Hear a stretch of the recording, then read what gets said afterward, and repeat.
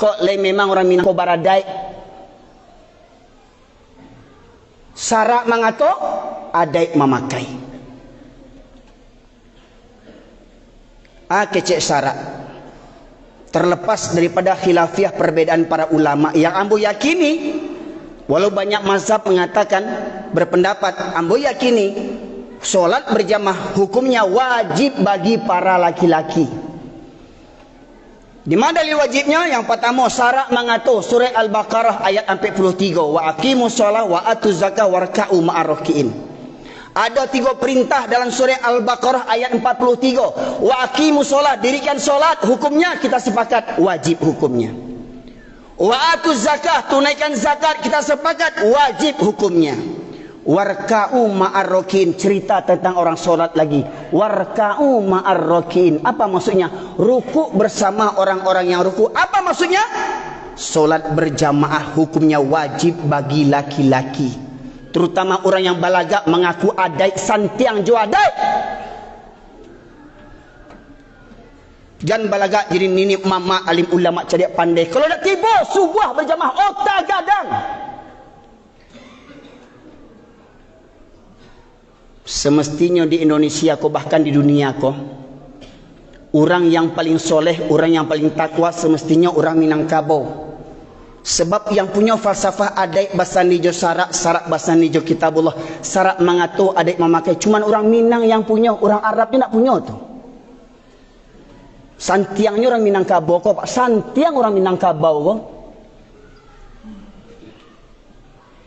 Nah, terus yang tak sembahyang seminggu sekali tu orang itu.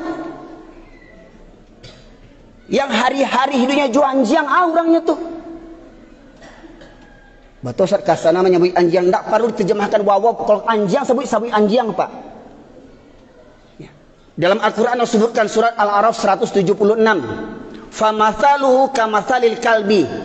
Orang yang lebih cenderung kepada dunia dan menurutkan hawa nafsunya rendah, perumpamaan mereka seperti anjing, kata Allah. Famathaluhu kamathalil kalbi. Tidak perlu dibuat seperti wawaw. Allah katakan anjing, sebut anjing. Jangan awak lebih bersantun, lebih beradab, perlu awak merasa lebih beradab daripada Allah Subhanahu wa taala.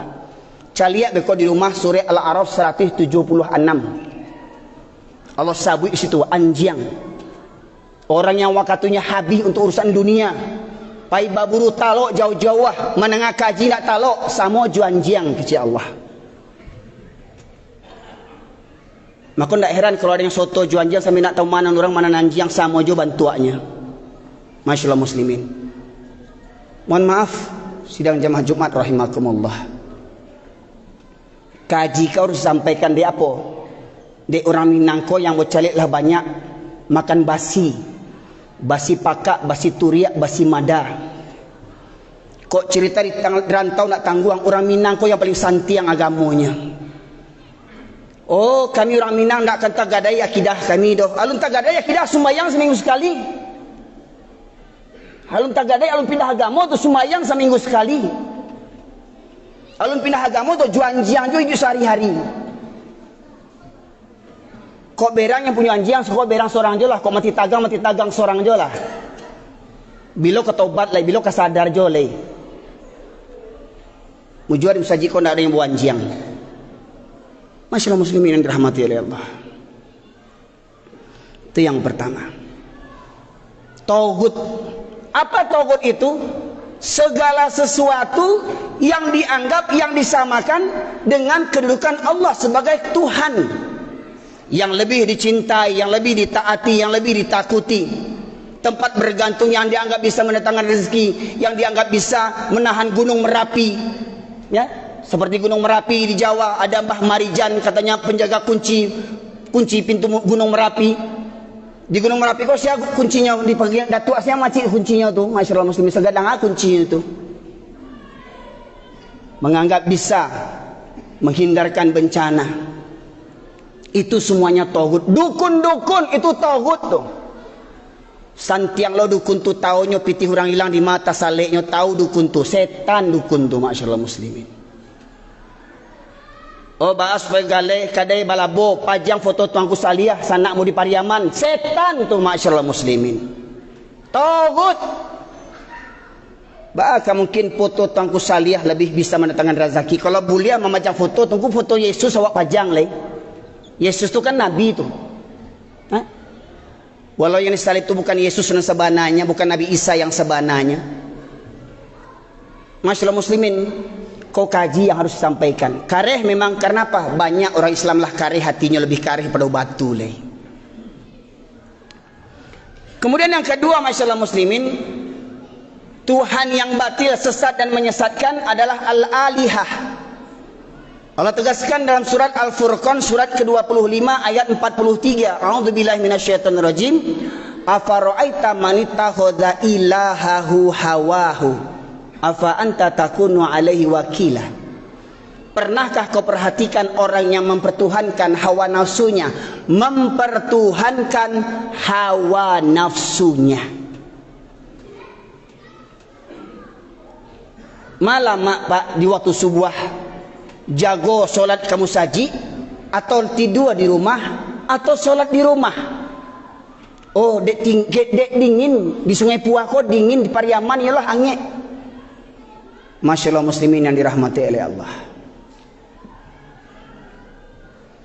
Di masa Nabi ada Bilal yang pertama namanya Bilal. Di masa Nabi itu dua masyaallah muslimin. Karena di masa Nabi memang azan subuh itu 2 kali.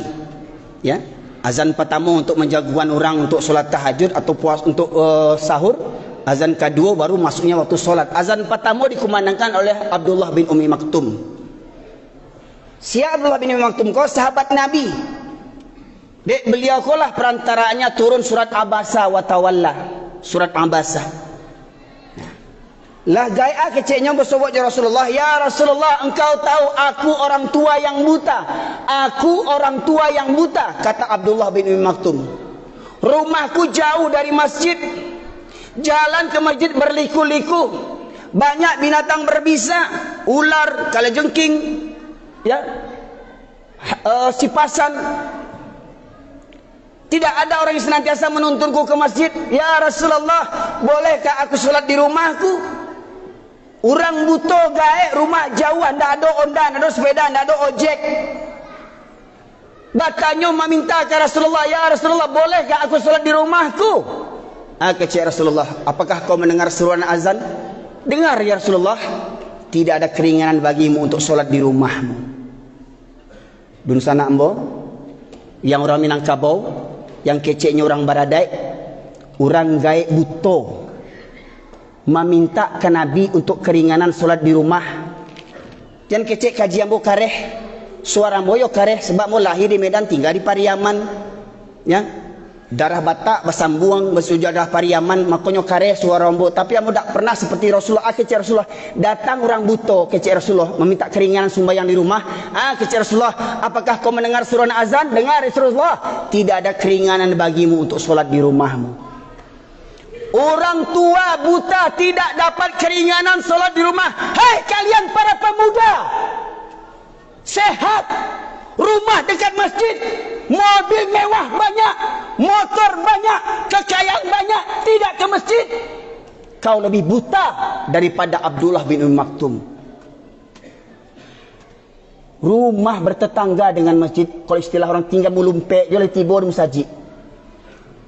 Indak jo barang kek leh. Di riwayat yang lain Rasulullah menegaskan, aku ingin. Memang Rasulullah berkeinginan, belum dilakukannya, tapi beliau ingin. Apa keinginan beliau? Aku tunjuk salah seorang menjadi imam. Kumandangan qomat, aku tunjuk salah seorang menjadi imam. Dan aku ingin berkeliling kampung sembari membawa kayu bakar. Apabila aku dapati ada laki-laki yang sehat, balik, berakal, masih berada di rumah, sementara masjid telah mengumandangkan qomatnya, mereka masih berada di rumah, aku bakar rumah mereka. Kok nyampang idui awak di masa Rasulullah, baru rumah awak kini. Kok ingatnya ialah lagi ke surau, kok ayahnya lagi surau, anak mudanya, anak lajangnya. Hei pemuda, di mana kalian waktu subuh? Demi pacar namuah pai bajawah-jawah bau hujan demi pacarnya. Demi Allah, Main game talok sampai malaki subuh. Masuk waktu subuh, pulang pergi lalok, bukan pergi sembahyang. Abdullah bin Umi Maktum, orang gaib nan buto, ndak dapat keringanan solat di rumah. Siawak. Maka benarlah kata Rasulullah, dua solat yang berat bagi orang munafik. Mengaku-ngaku Islam, mengaku-ngaku cinta Allah, cinta Nabi, cinta kitab Al-Quran, tapi berat mendatangi solat Isya dan subuh berjamaah. Siapa yang tidak mendatangi solat Isya dan subuh berjamaah, kata Rasulullah, orang munafik.